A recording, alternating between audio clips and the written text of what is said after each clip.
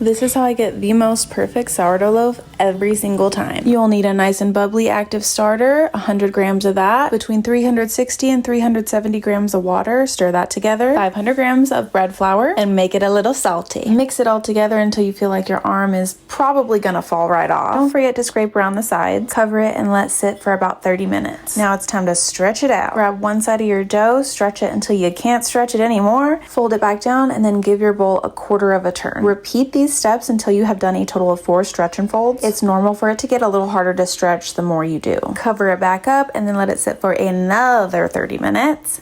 And do the same thing all over again. It's repetitive, but yes, it is a necessary step. We do this to gently strengthen the dough's gluten network and build structural layers. When you finish those stretch and folds, you will cover it back up and let it bulk ferment on the counter. 7 hours later. The warmer your house is, the less time you need to let your dough sit on the counter to ferment. When it's just right, it should come away from the edges of the bowl pretty cleanly. Now it's time to play with your dough a little bit. Stretch the dough out into a big rectangle. Now tri-fold it like you would a letter. Do a little roly-poly action. Push and pull your dough into a tight ball formation. Give it a little love tap and sprinkle it with some flour so it doesn't stick. Place it upside down in a banneton bowl. Cold proof it overnight in the fridge. Throw that hoe onto some parchment paper. I like to do a couple of really deep scores to allow for the perfect rise. Make sure you preheat your Dutch oven. I like to pour a little water to add some nice steam in there. Throw it in the oven at 480 for 30 minutes. Then take your lid off and turn your oven down to 390 for another 20 minutes, or until it's nice and crunchy golden brown on the top. The hardest part is letting it sit out and cool before you can cut into it, but I promise that it is well worth that wait.